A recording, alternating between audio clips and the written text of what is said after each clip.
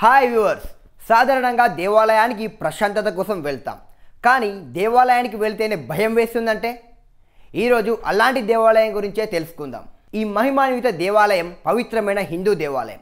రాజస్థాన్లో దౌసా జిల్లా నందు బాలాజీ దేవాలయం వద్ద హనుమంతుడు దివ్యంగా వెలుగొందుతున్నాడు.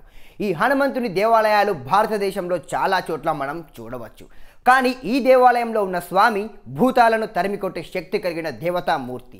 ఈ దేవాలయానికి వచ్చే చాలామంది దుష్టశక్తుల వల్ల బాధపడుతూ ఉంటారు. ఈ స్వామి దుష్టశక్తులను పారద్రోలుతారు అని నమ్మకం. ఈ దేవాలయానికి ప్రతినిత్యం వేలాది మంది భక్తులు వస్తారు.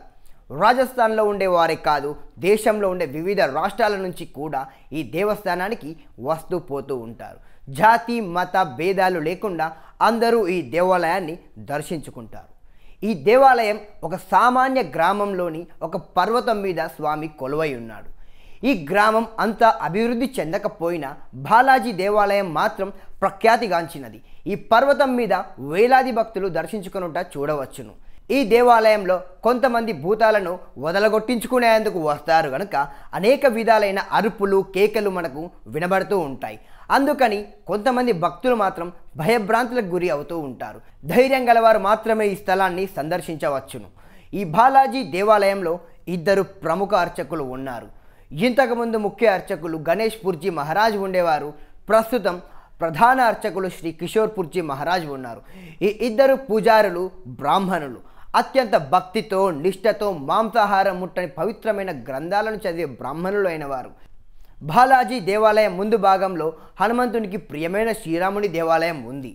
ఈ దేవాలయంలో అత్యంత సుందరమైన శ్రీరాముని దర్శించుకొనవచ్చును.